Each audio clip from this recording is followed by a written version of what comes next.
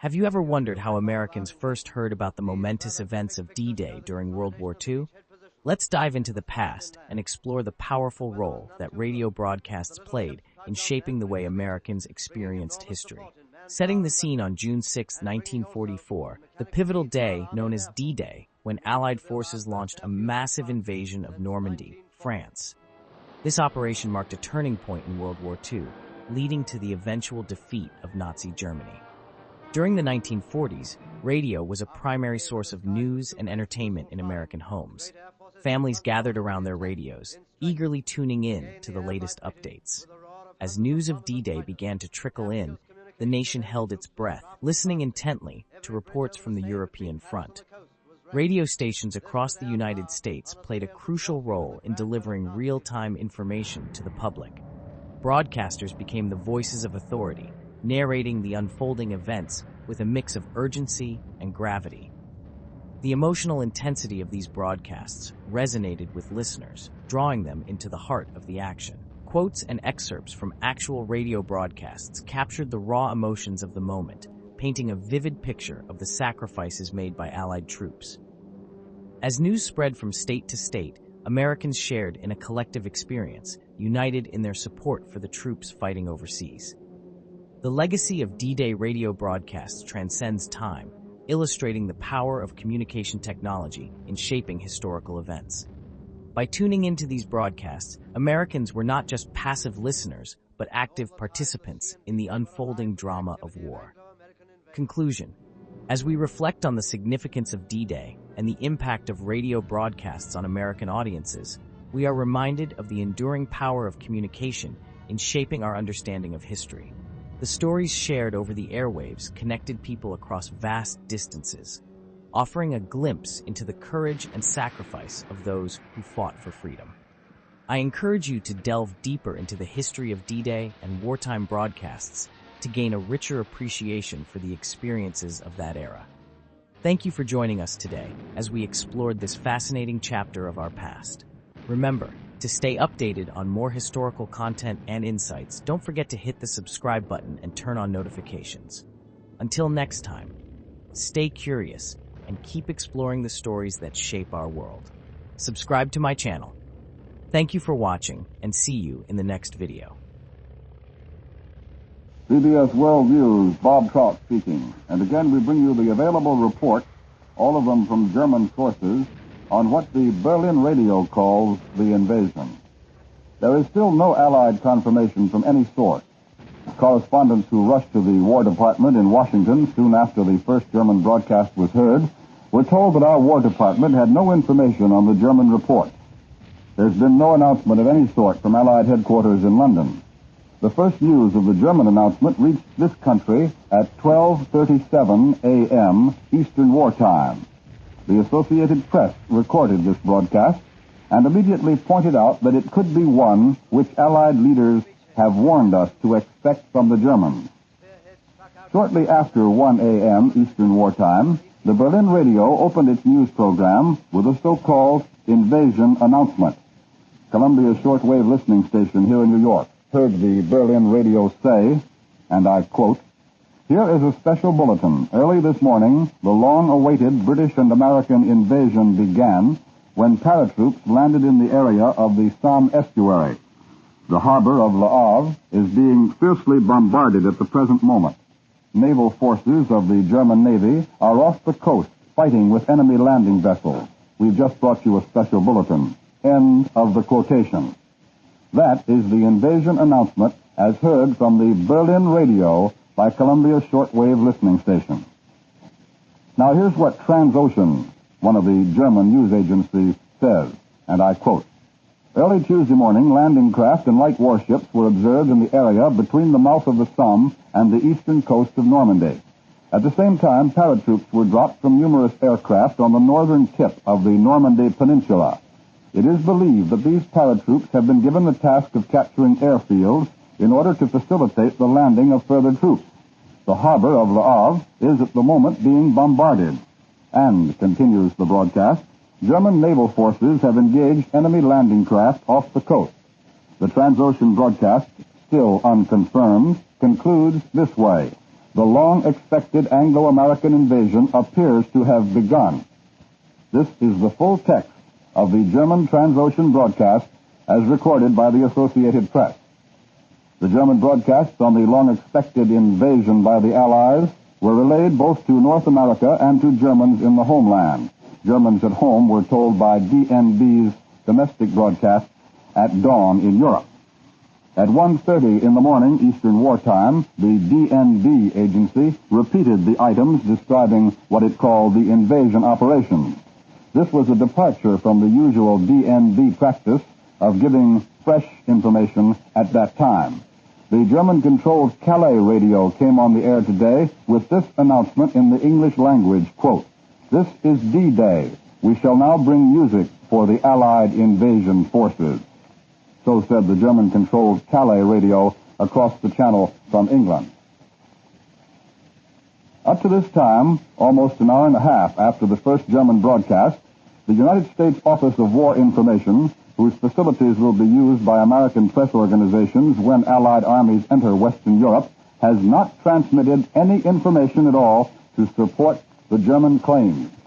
Director Elmer Davis of the OWI rushed to his headquarters immediately when OWI officials advised him of the broadcasts from Germany. He told the United Press, "We have no more information than you have. I'll stay here until I find out whether the story is true or not." Last night, Elmer Davis addressed the National Press Club on psychological warfare and showed free-motion pictures illustrating how the OWI was propagandizing on the war front. He had just reached his home when his office called him to hurry down. By 1:45 in the morning, Eastern Wartime, almost the entire public relations staff over at the War Department in Washington also had reported for duty. Now, it should be remembered, of course, that the Germans are quite capable of faking this entire series of reports. Their main reason for doing so, in addition to trying to smoke out Allied plans, would be to try to start a premature uprising by the resistance movements along the Channel coast. But the French and the Belgians and the Dutch have all been warned about this possibility repeatedly, and you will recall that Prime Minister Winston Churchill some time ago warned that we could expect false alarms or diversionary feints before the big show began. The British radio, which at 1 a.m. Eastern Wartime sent a warning to residents of the Dutch coast to evacuate inland to a distance of at least 18 miles, might merely have been broadcasting the latest in the series of such warnings that have been given to the civilian populations all along the so-called invasion coast of Europe. No other British report that might indicate that the invasion is on has been released, unless we are to take as significant the report from London half an hour ago that the Royal Air Force was over enemy territory during the night. Even on the enemy side, there are clear reasons for doubting the German report that the invasion has started. The Paris radio at 1 a.m. Eastern Wartime said nothing about any invasion operations in its regular news report. In fact, half an hour after the first German broadcast announcing the landings, one German-controlled Paris radio spokesman said of the war situation, and this is a quotation, "It appears we have been given another month of grace before the invasion will start. A press report from Washington says Roosevelt will come to London at the end of June. Surely this indicates the event will not start before the end of June," said the Paris radio.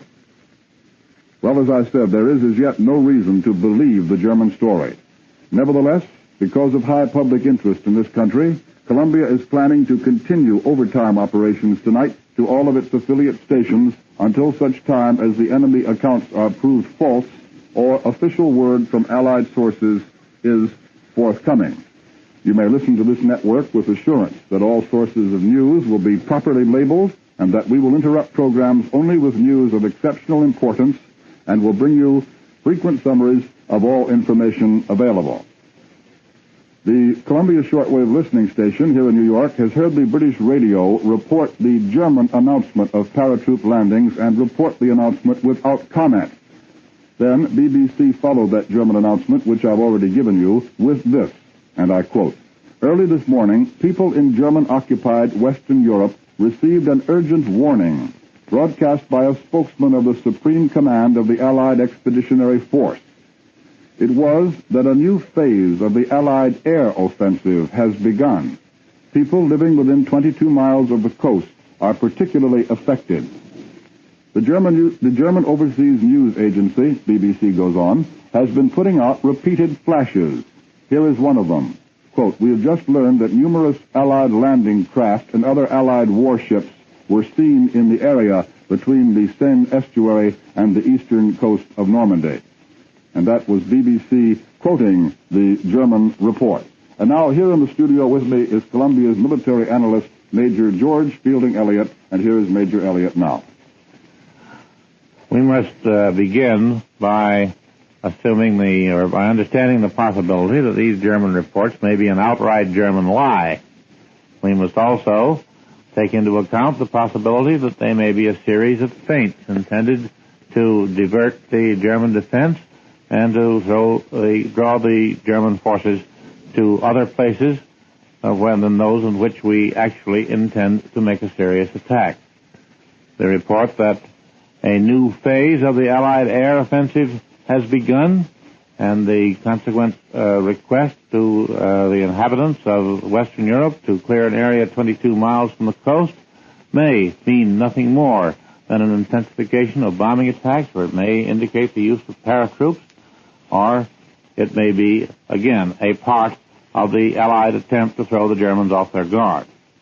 But if we are to accept these German reports as having any value at all, there seems to be some uncertainty as to the location of the Allied landings in France, which they report.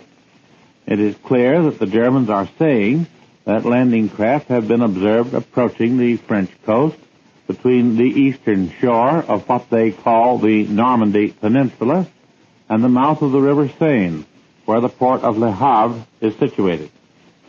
The Germans are also asserting that this port, Le Havre, is being bombarded, and that Allied paratroops are being landed near the tip of the Normandy Peninsula. What is not clear is the reference made to an Allied landing near the estuary of the River Somme, which is some distance northeast of Le Havre. This may possibly be an error for the Seine estuary, though the actual German translation has been checked several times here in a CBS shortwave listening station. But to analyze all these German statements, what the Germans call the Normandy Peninsula is undoubtedly the Cotentin Peninsula, at the end of which stands the port of Cherbourg. Allied forces would certainly wish, if they were actually landing in France, to obtain a well-equipped seaport as soon as possible, as such a port is essential in order to keep up continuous landings of troops and heavy equipment. We learned at Anzio and elsewhere that it is not safe to leave such matters to the mercy of the weather, as has to be done when dependence is had on open beaches, or even small but undeveloped bays. Hence, a double Allied attempt against the two chief ports of northern France, Cherbourg and Le Havre, is well within the possibilities if we are to accept the German reports that landings are taking place at all. From the strategic point of view, there is nothing inconsistent in the report of the landing at the Somme estuary. There is no seaport of importance there, but the Allies might well wish to land on a broad front in order to divert the German defense as much as possible and to keep the Germans from finding out, as long as we could, where the main effort was being made. The landing of paratroops behind the big seaport of Cherbourg would likewise be probable if a landing was really in progress, in order to cut off the movement of German reserves toward that port and thus facilitate its capture by the Allies. But any military analysis must remain fragmentary and uncertain as long as it is based only on German reports, which have so frequently proved to be unreliable in the past. That was Columbia's military analyst, Major George Fielding Elliott, and I think that brings us up to date to the moment. I'd like to repeat that there is as yet no reason to believe this German story which you have now heard.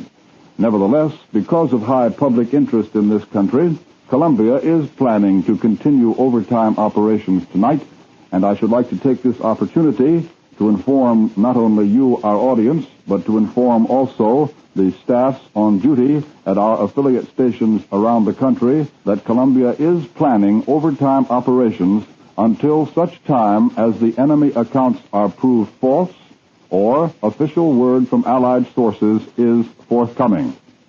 And so, ladies and gentlemen, you may listen to this network with assurance that all sources of news will be properly labeled and that we will interrupt programs only with news of exceptional importance and will bring you frequent summaries of all information available. This is the Columbia Broadcasting System. CBS World News, Bob Trout speaking. It has now been nearly 2 hours since the first German radio announcement that the invasion had begun. Frankly, we don't know at this time whether those German news agency reports that the invasion has begun are true or not. However, the scarcity of any details from the Germans in these 2 hours after the first announcement do throw very strong doubt on the possible truth of the German story. Up until this moment, of course, there's been no confirmation from any Allied source that an invasion may have started.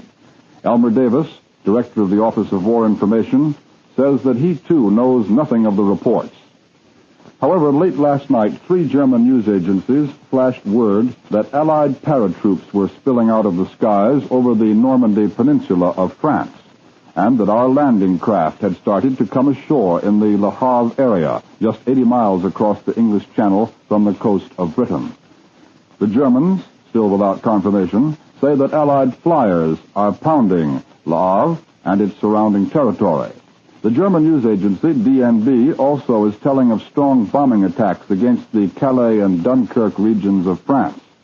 Both Calais and Dunkirk lie some 150 miles northeast of Le Havre. This is the way the German Transocean broadcast announced the start of the invasion, and I quote, "The long-awaited invasion," said the Germans, "by the British and Americans was begun in the first hours of the morning of June 6th. The Germans then go on to say that their naval forces are now engaged in opposing the Allied landings. According to the German DNB agency, no enemy troops have come ashore yet.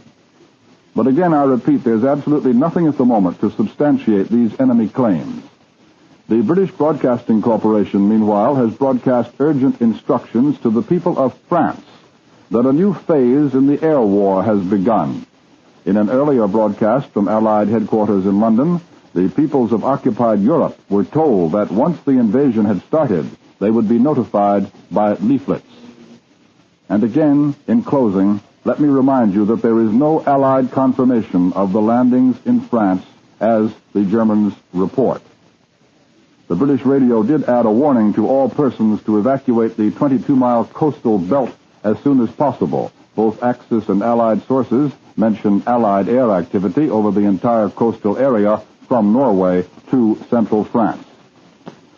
Although there's no reason to believe this enemy report, the Columbia Network will remain in overtime operation tonight until all the facts are known. We repeat, the network will operate beyond its regular time of closing until the German report has either been verified or has been proved erroneous. This program has come to you from CBS World News. We resume our scheduled program. It's now almost 2.5 hours since the Germans first broadcast their claims that what they call the Allied invasion had begun. There's no confirmation from any Allied source, and the Germans are not telling this story to their own people. That's very important. General Eisenhower's spokesman has made no official statement. The War Department in Washington says it has no information about any invasion operations. The OWI is silent. In short, there's no reason to believe the continuing German reports of an Allied invasion. Nevertheless, here are the latest details of what the Germans claim is the great Anglo-American invasion. The German Transocean News Agency, a Nazi propaganda outlet, said at about 12:30 Eastern Wartime that Allied parachute troops had started to land on the northern tip of the Normandy Peninsula. At the same time, Allied warships were said to be shelling the port of Le Havre at the estuary of the Seine River. Berlin said a naval battle between German and Allied light naval units was in progress. The official German news agency, DNB, quickly picked up the report and added that the Allied invasion attack appeared to be concentrated in the area between the mouth of the Seine River and the east coast of Normandy. Continuing reports from the Berlin radio say that heavy fleets of Allied bombers are attacking Dunkirk and Calais. The Oslo radio network appears to have gone off the air, and the Luxembourg radio claims that Allied aircraft are approaching southern Germany.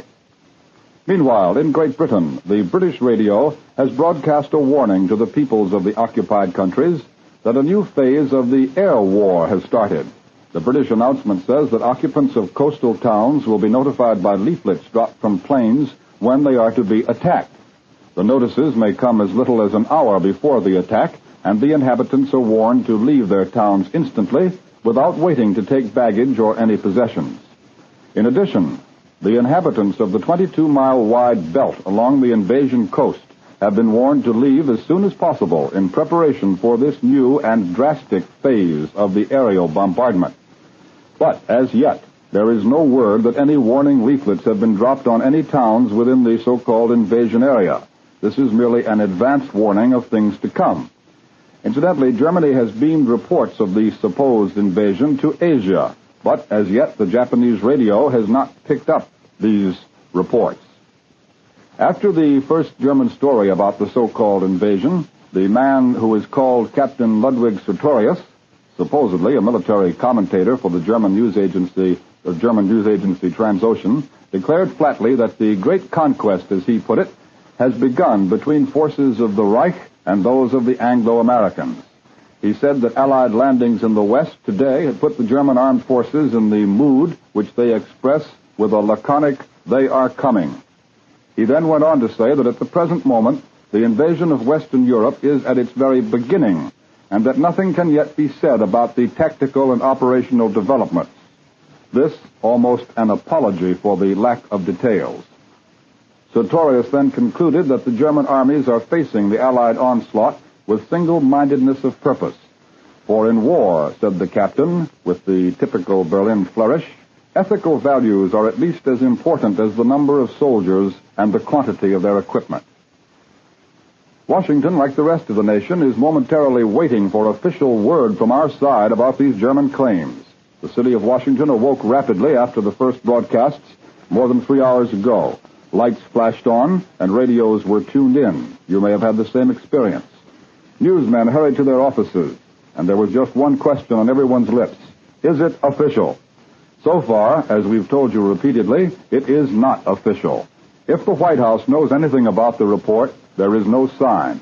Only a few lights glow here and there, and the customary guards are patrolling up and down outside the White House with the same old monotony.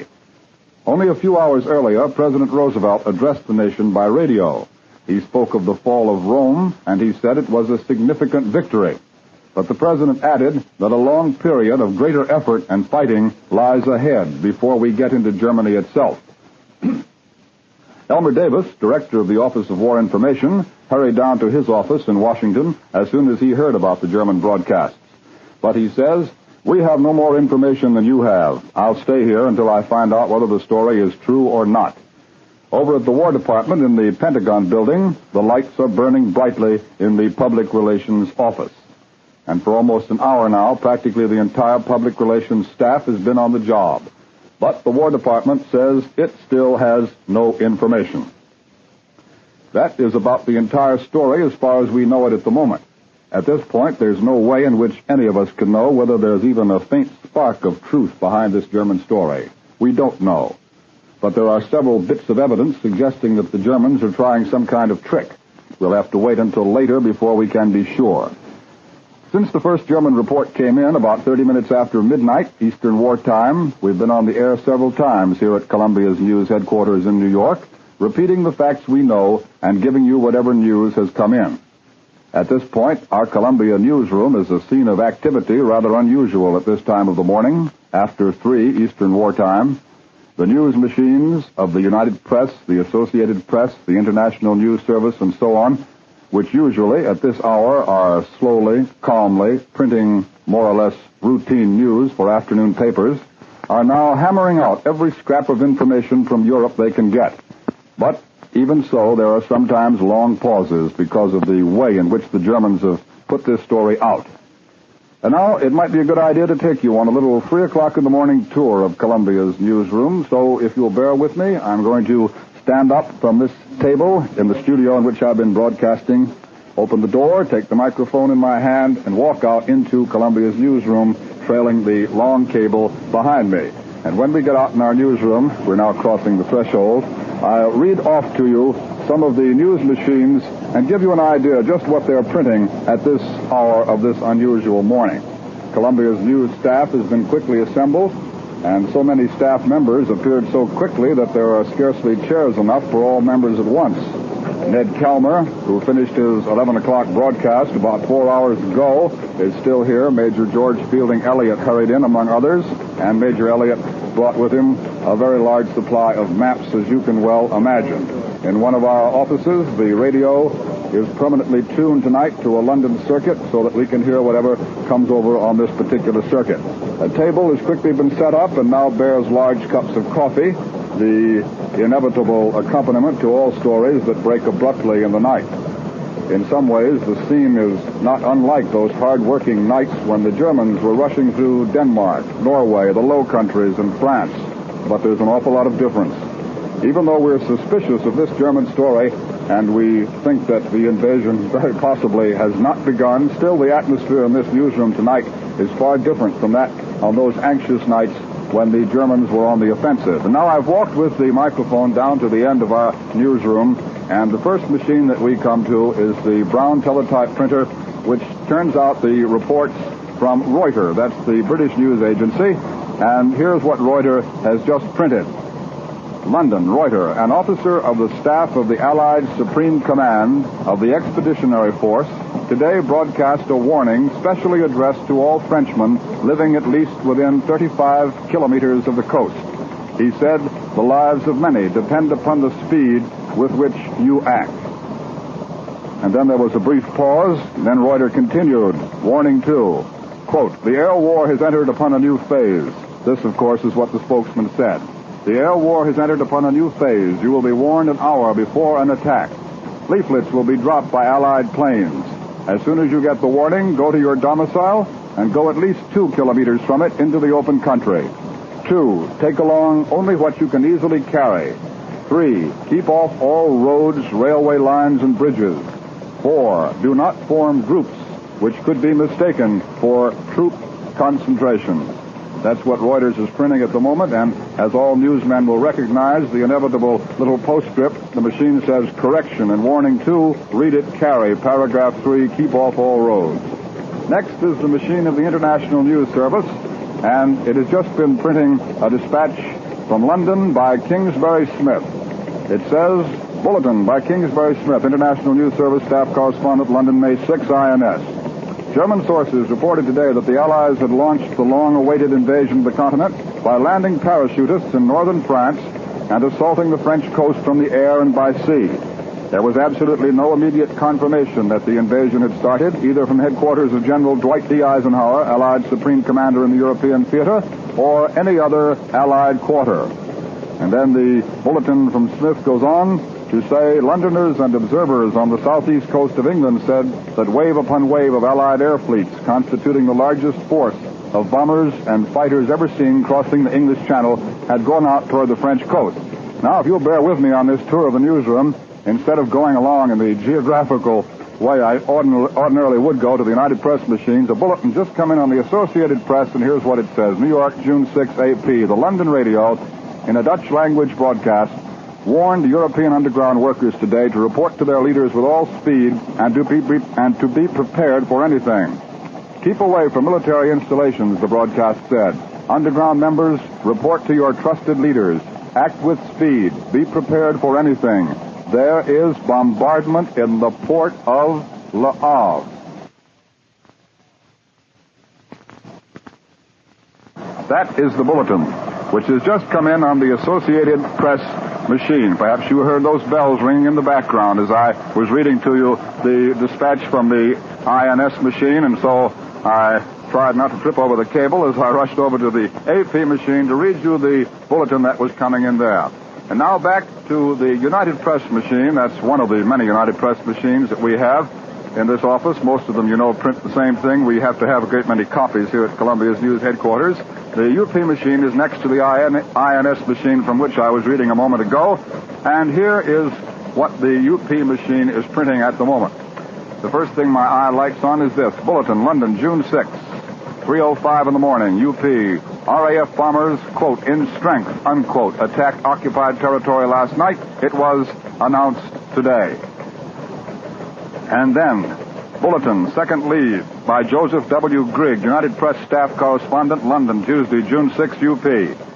The German Transocean and DNB agencies started broadcasting shortly after 6:30 in the morning today, European time, 12:30 a.m. Eastern War Time, totally unconfirmed reports that German warships were fighting Allied landing ships around the Seine estuary, 80 miles from the South England coast, and that Allied paratroops were being landed.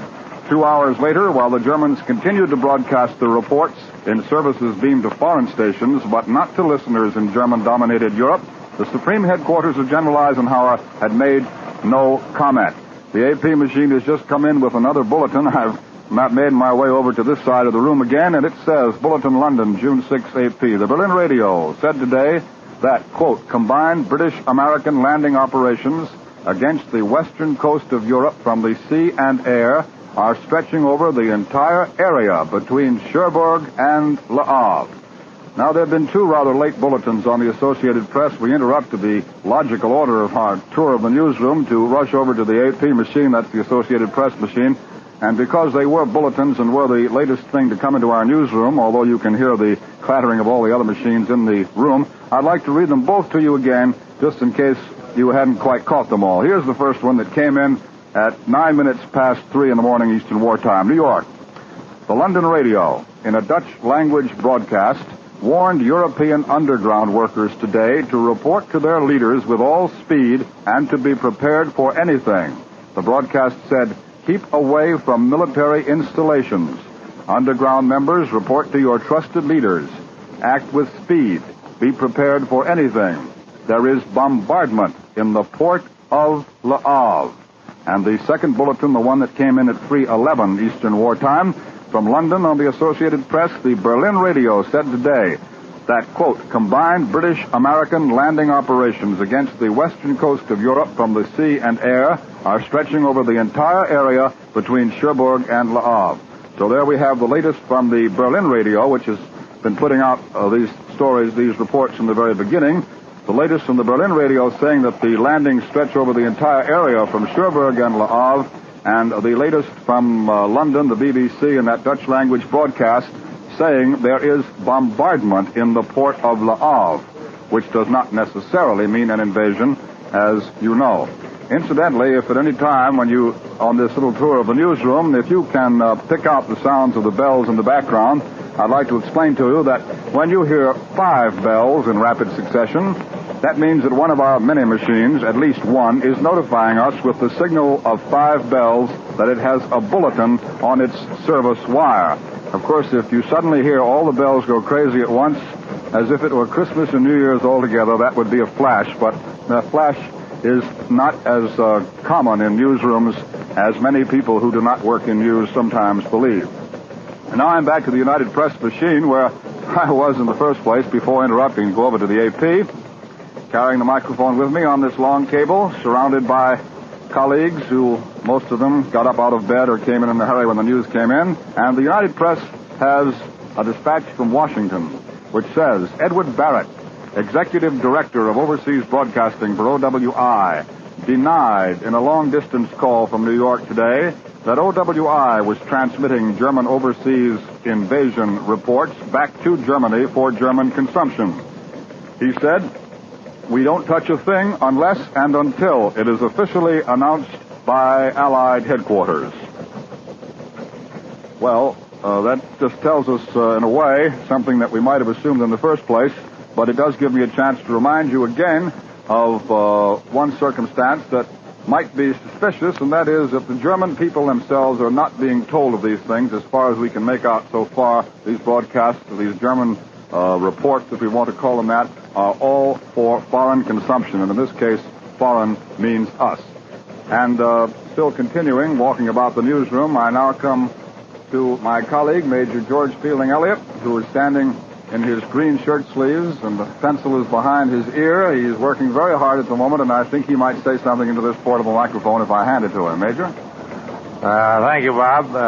There's only one item of significance in these recent reports, and that is the fact, this report that there has been a British broadcast in Dutch to the people of Holland ordering the underground leaders, the members of the underground to report to their trusted leaders with all speed.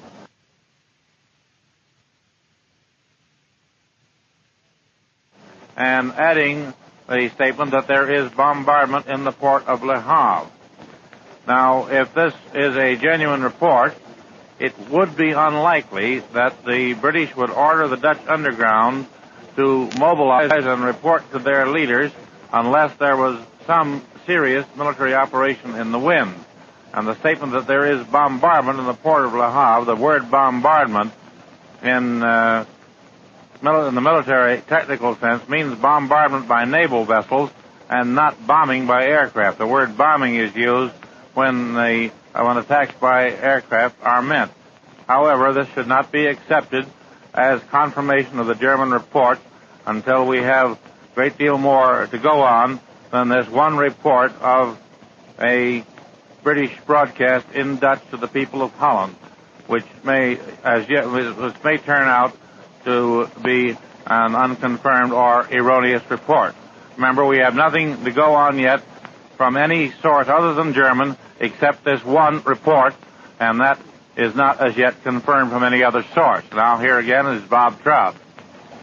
Major George Fielding Elliott, whom we encountered on our tour of the newsroom, which was not an unlikely circumstance, has just been telling us some of his latest impressions about the activities here at Columbia's newsroom at, 3:17 and a half almost in the morning, Eastern Wartime.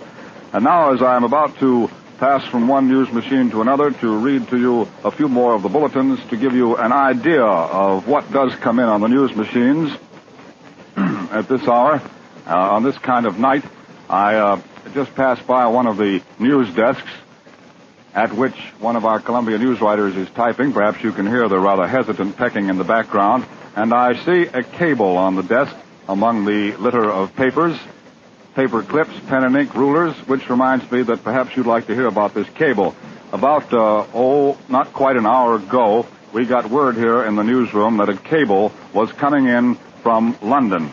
Well, naturally, all these reports that we've had so far have been coming in from the enemy, so any word from London was a welcome word and perhaps exciting word for us. We waited very eagerly to see what the cable was going to be, and when it came in, it was a cable from Edward R. Murrow in London to Paul White, the director of Columbia's news services here in New York. And this is what it said. London. Paul White, Columbia Broadcasting. Report to the nation, the airplane was named, let me see now, I can hardly read it myself, it's in Cableese. Report to the nation, the airplane was a new and unnamed B-17. Larry Lesser and Gene Ryder, who installed the gear in this airplane and then test flew it, christened the ship, obviously after Columbia's famous program, Report to the Nation, on account of it would be the first report to the nation from this B-17 plane during a combat mission. Edward R. Murrow in London.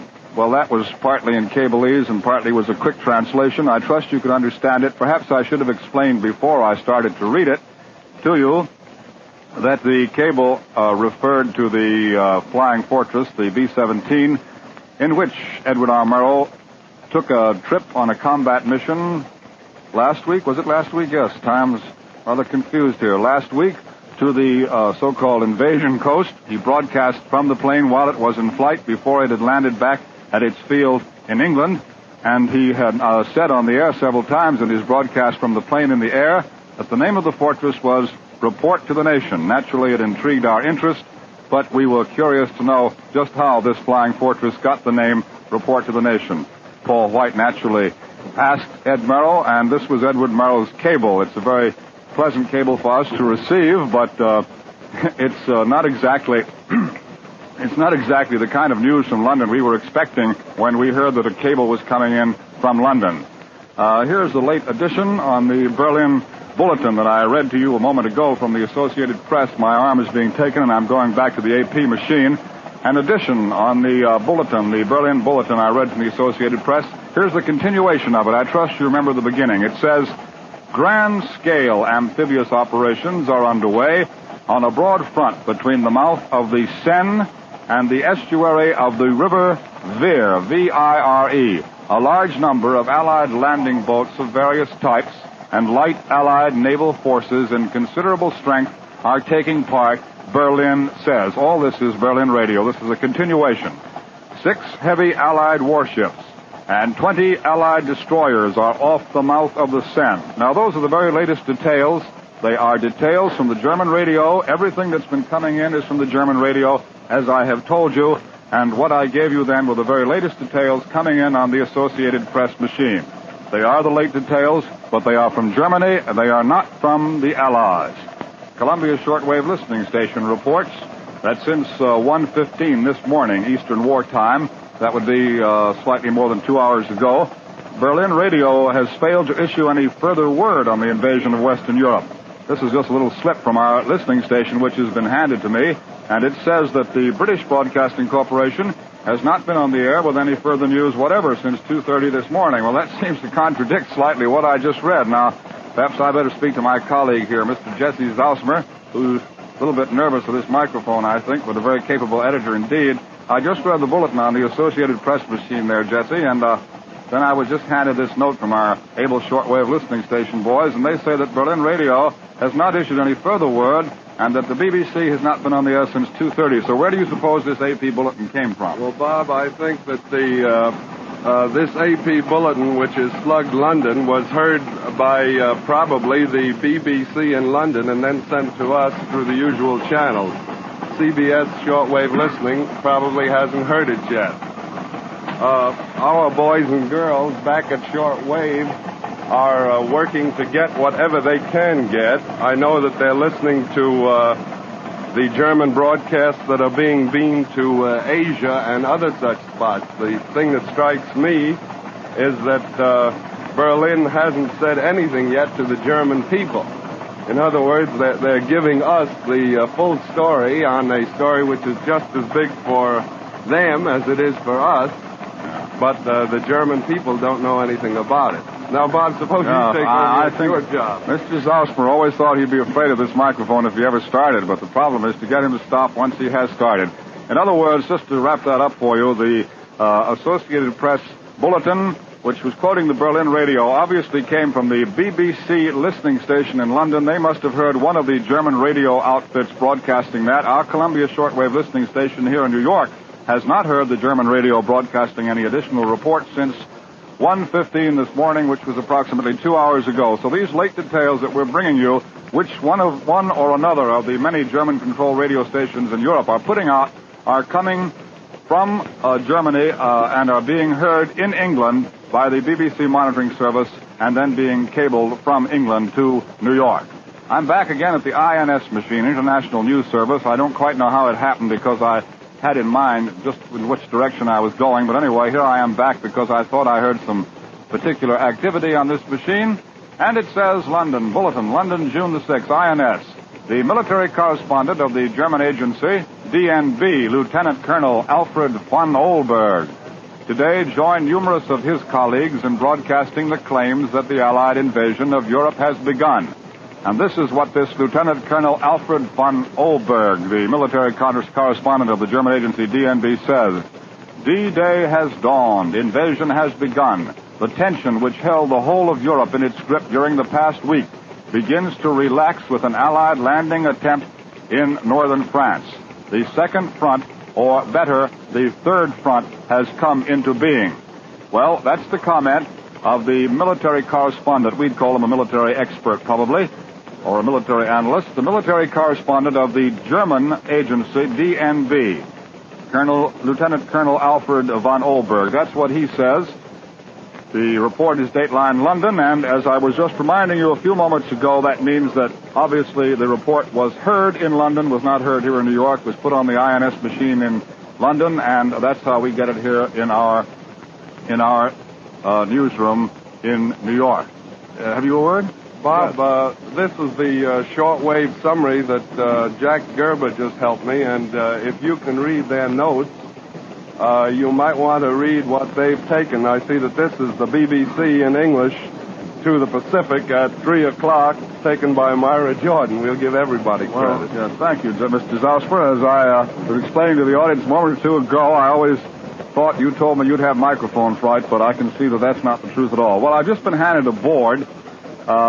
Before I go into this, if you don't mind the informality of this tour of the newsroom, I think I ought to explain that these bulletins, these snatches I've been reading you from the machines, you know, they're coming in constantly. They're being changed. Additional details are being added. They're being rounded up into better shape, and the purpose of them is, the primary purpose is that they're coming in to all the afternoon newspaper offices in the country, most of them at the moment. A good many of them are. It depends which service they take. And these newspapers are rewriting these dispatches and getting ready to print them in their afternoon editions. Some of them are repetitious, naturally. The newspaper editorial rewriting staffs have to work on them, and a good many of them, as I read them to you, do not sound to you probably like the language to which you're accustomed when you read your newspaper.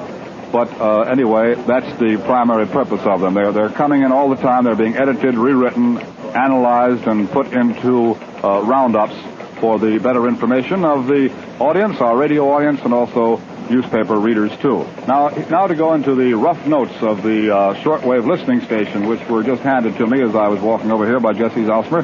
The BBC in English to the Pacific areas. That's the BBC, the British Broadcasting Corporation, broadcasting from a transmitter somewhere in the British Isles and beaming the broadcast especially to Pacific areas. Broadcast at 3 a.m., that's about 27 minutes ago. And here are the rough notes in the very form in which our shortwave monitors take them down. If an item is of enough interest to be sent out, it is usually rewritten and amplified and put into a little better English. That is polished up a bit, you know. But here are the rough notes, and this is the way they sound, just to give you another insight into the way a newsroom works, the news headquarters at this time. German Overseas Agency stated 2 hours ago, invasion began. Le Havre, parachutes landed on Normandy Peninsula. Spokesman, broadcast warning that a new phase of Allied air offensive began.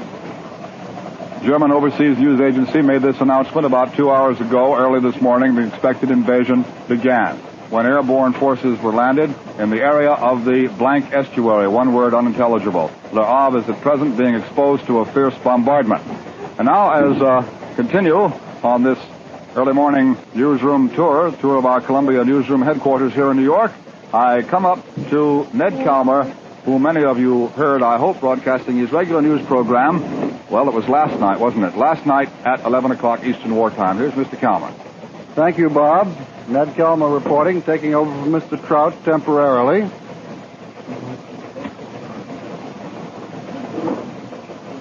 First, it might be a good idea for those who have just tuned in on this exciting night to go back over the principal facts that we know so far, all of which have been reported to us by the Germans, with the exception of a broadcast by the British Broadcasting Corporation from London in Dutch to Holland, in which the very significant fact is mentioned that the French port of Le Havre is under bombardment. Presumably that means naval bombardment, although there is no specification. Also, in case you missed the start of this broadcast, there is still no Allied confirmation of the German claim that Allied troops have landed anywhere in Western Europe. The reports were started at about 12:37 this morning with a report from London carried by the Associated Press that the German news agency Transocean had announced the Allied invasion had begun. Subsequently, the Germans have been putting out information, or what passes as information, in increasing volume, and both the Associated Press, the United Press, and now the International News Service are devoting practically all of their services to this rapidly developing story. Here's a Berlin bulletin on the Associated Press machine just called my attention.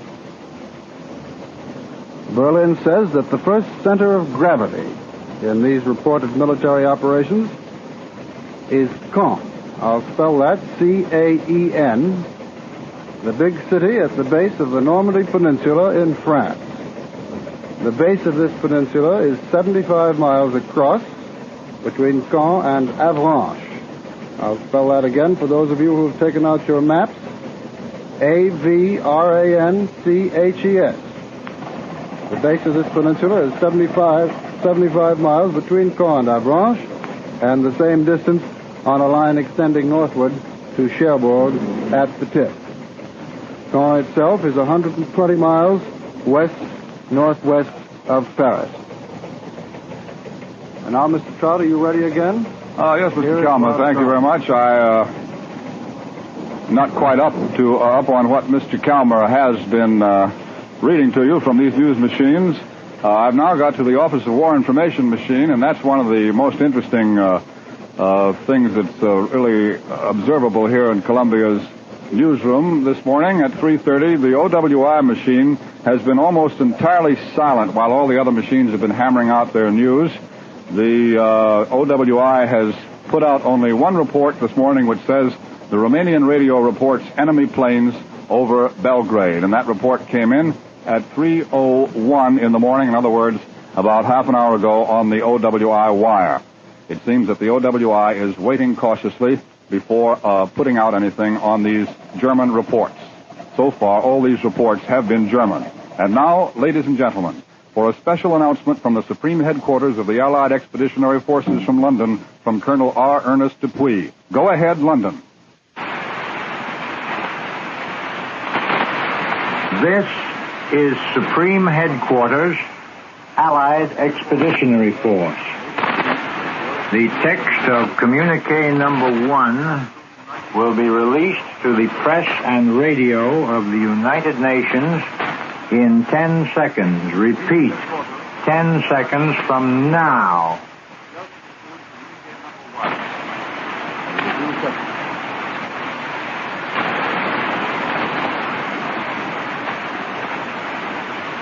Under the command of General Eisenhower, Allied naval forces, supported by strong air forces, began landing Allied armies this morning on the northern coast of France. The communique will be repeated. Under the command of General Eisenhower, Allied naval forces, supported by strong air forces, began landing Allied armies this morning on the northern coast of France. This ends the reading of communique number 1 from Supreme Headquarters, Allied Expeditionary Force. This means invasion. Ladies and gentlemen, here we are back at Columbia's news headquarters, the newsroom in New York. I've just taken the microphone out of the studio again and back into our news headquarters. You have just heard from London Colonel R. Ernest Dupuy of the Supreme Headquarters of the Allied Expeditionary Forces reading communique number 1. Everything to this point has been German reports, and communique number 1 now says, under the command of General Eisenhower, Allied naval forces, supported by strong air forces, began landing Allied armies this morning on the northern coast of France. It is now official. The landings have begun, and at this moment, here is Columbia's military analyst, Major George Fielding Elliott. As you just heard from Mr. Trout, the period of doubt is at an end, and we have official announcement of the landing of Allied armies on the northern coast of France. As there is nothing to add to the very bare words of the official communique, it was to be expected that the Allied naval forces would cover the landing and would be engaged in conveying our troops to the coast of France, and that there would be strong air support. When there is any further details to give you, we will bring them to you promptly, and we'll try to analyze them for you as well as we can within the limits of the information that we get from time to time. Now, here again is Mr. Trout. Major George Fielding Elliott has been speaking to you, talking about the invasion. I think we can now call it that, following the reading of the first communique number 1 from SHAEF. That's what we call Supreme Headquarters, Allied Expeditionary Forces, somewhere in Great Britain.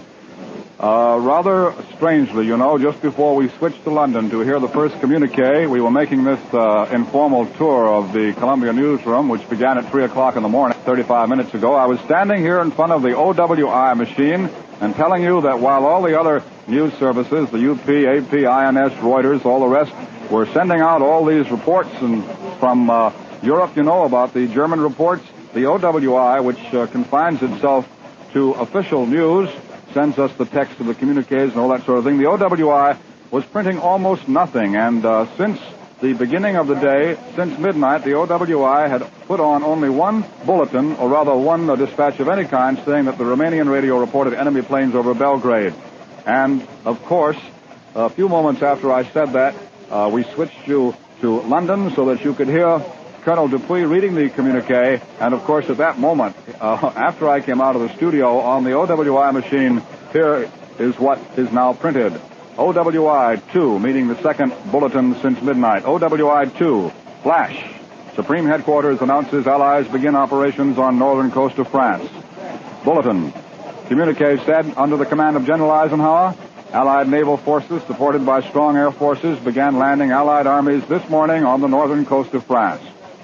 3:34 p.m. Eastern Wartime from Washington. That's what the Office of War Information wire says. Still looking over the machines now in a way is rather speculative. The whole character of this broadcast has changed, and it did change rather abruptly. Ladies and gentlemen, as you know, if you have been staying with us, we started sometime after midnight. I guess it was about 20 minutes to 1 in the morning Eastern Wartime when the Germans began putting these reports out. We've been bringing you frequent reports. And then at 3 o'clock in the morning, a little more than 35 minutes ago, we took this microphone here in our studio, which adjoins the Columbia newsroom in New York, and brought it out here to the news machines and began taking you on an informal tour to show you what a newsroom is like at this hour. And now I hear that we must go to London in a few moments. Ladies and gentlemen, for a broadcast from Columbia's correspondent Edward R. Murrow, we take you now to London. I'll march with you. In company with our brave allies and brothers in arms on other fronts, you will the German war machine, the elimination of Nazi tyranny over the oppressed peoples of Europe, and security for ourselves in a free world. Your task will not be an easy one. Your enemy is well trained, well equipped, and battle hardened. He will fight savagely. But this is the year 1944. Much has happened since the Nazi triumphs of 1940-41. The United Nations have inflicted upon the Germans great defeats in open battle, man to man. Our air offensive has seriously reduced their strength in the air and their capacity to wage war on the ground. Our home fronts have given us an overwhelming superiority in weapons and munitions of war, and placed at our disposal great reserves of trained fighting men. The tide has turned. We've inflicted upon the Germans great defeats in open battle, man to man. Our air offensive has seriously reduced their strength in the air and their capacity to wage war on the ground. Our home fronts have given us an overwhelming superiority in weapons and munitions of war, and placed at our disposal great reserves of trained fighting men. The tide has turned. The free men of the world are marching together to victory. I have full confidence in your courage, devotion to duty, and skill in battle. We will accept nothing less than full victory. Good luck. And let us all beseech the blessing of Almighty God upon this great and noble undertaking. This order was distributed to assault elements after their embarkation. It was read by appropriate commanders to all other troops in the Allied Expeditionary Force. I return you now to the United States. As a matter of fact, we have to come into the studio now with this unusual arrangement so that we can hear the speaker and hear what Mr. Merrill was saying. That was Edward R. Merrill, Columbia's correspondent in London. Now we're back out in the newsroom with our long cable, and once again, here is Columbia's military analyst, Major George Fielding Elliott. The Allied invasion of Western Europe, as you know, has begun. Such an operation, carrying thousands and hundreds of thousands of troops across water to land them on a hostile shore, is one of the most dangerous of all military operations. There have been few such vast military amphibious operations in all history. Some have failed, but some have succeeded. And no such operation has ever been prepared with the thoroughness of this Allied landing on the European continent. The Allies have been getting ready for it for years. The British have been looking forward to this day ever since Dunkirk. And the moment the United States got into the war, our military leaders realized that the main road to the defeat of Germany lay through the occupied lands of Western Europe, and they began to plan accordingly. Our leaders have also realized that they must strike with overwhelming force. In some military operations, an initial repulse might have little effect. But in this European invasion, it might be fatal, for it would be a disastrous blow to the morale of the people of the conquered nation. So, the plans for the invasion were more complex and more complete than any that military strategists have ever had to work out before. Germany's dash across the Low Countries and France was simple in comparison. So was the German attack on Russia, vast as that operation was. The Allied landings in North Africa and in Sicily involved similar problems to this one, but they were on a far smaller scale. The opposition was much lighter. Nevertheless, the experience gained in these operations has been invaluable in planning for this one. We don't know as yet the details of the first landing operations, but usually an invasion force strikes in 3 waves. First comes the assault force, which is composed mainly of infantry, supported sometimes by light tanks, and usually also including assault engineers. Its job is to strike quickly, to break up initial enemy resistance, and to secure a foothold on the shore. Before it can land, have the support of bombing and fighting planes and of naval artillery. And you will remember that General Eisenhower's first communique emphasized the strong naval and air support which our landing was receiving.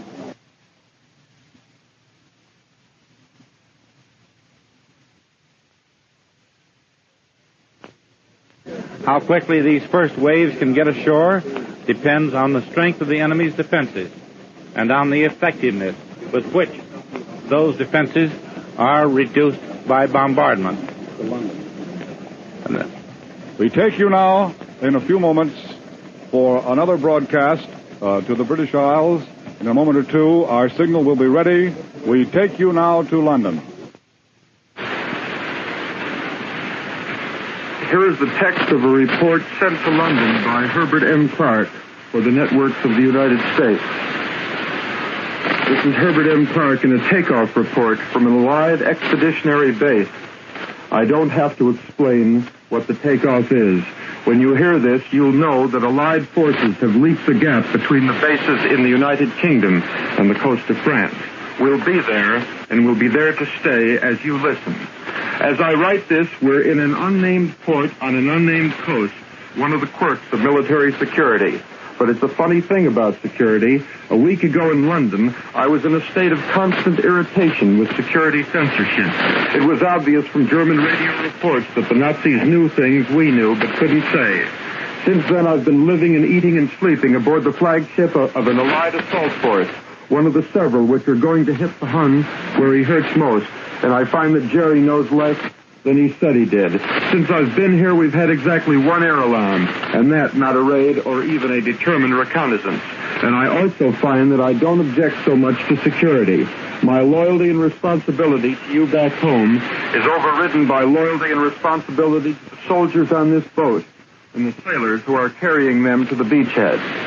That objective is also, for the moment, unidentifiable, because the place we've picked for our main landing is one Jerry hadn't figured on. And I don't want to be the one to tell him that our sector is the one where his counterattack should go. The Nazis have been badly outguessed on this whole show. He's going to be surprised by the direction of the attack, and he's going to get a shock by the timing. The master race has fallen down again. I'm treating all this in the past tense as though it had already happened. Maybe that's a mistake, but it's a reflection of the overwhelming confidence of the troops involved and the confidence I've drawn from the tremendous scale of the preparations. We haven't yet moved from our anchorage, but all morning this coastal strip has been full of movement.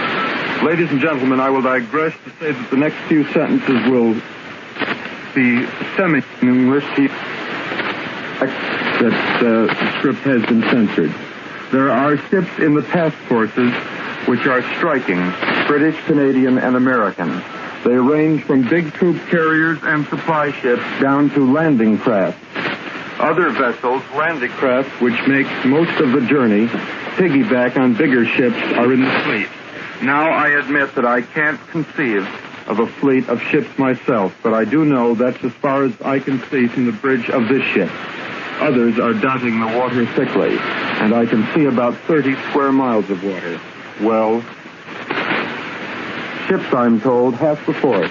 Double it, and you'll have the whole. And they're all loaded with fighting men and fighting weapons, some of them still secret. For some hours, the vanguard of our force assigned to deal with specific coastal objectives in our sector of Nazi Europe, and landing craft lumbering through a choppy sea so slowly that they must start well ahead of time to get to their assigned places at their appointed times. These ships have been moving out. I'm speaking to shore by the last available channel of communication. We'll be following those ships soon, and I hope to be back with you before long with some harder facts. This is Herbert Clark reporting from the flagship of an Allied assault invasion force for the networks of the United States. I return you now to the United States. Once again in the studio adjoining Columbia's newsroom at Columbia's news headquarters in New York City. This is Bob Trout speaking again. And now, once again, you'll hear the noise of the bells as I open the door, take the microphone out on the long cable to the newsroom itself. That seems to be the quickest way to get the news to you as it's coming in so rapidly. We started this as a very informal tour about 45 minutes ago when we didn't know that it was invasion. As a matter of fact, the Germans were the only people who had been putting out the reports. And in a few moments, I'd like to sort of sum the thing up for you so we can see where we are at the moment. But it seems that the story is now at this stage at which interruptions come. Things come in so quickly that it's almost impossible to find time to go back and sum up. We've had the first dispatch from London. We sometimes have to interrupt each other here during this informal broadcast. When we get word to switch rapidly to London, there are only a few seconds in which to do it, and so our broadcast may be abrupt at some point or another, but we're trying to keep you abreast of the news as quickly as possible, and so when we get word that London has something, we just cut whatever we can and go as quickly as possible. Now, I think perhaps the best way to get up to date, to bring us up to date here from the exciting moment, the supreme and moment of suspense at which Colonel Dupuy announced in London that this really was an invasion and not just a German trick. I think the best way to bring ourselves up to date is to go back to this Associated Press machine in front of which I'm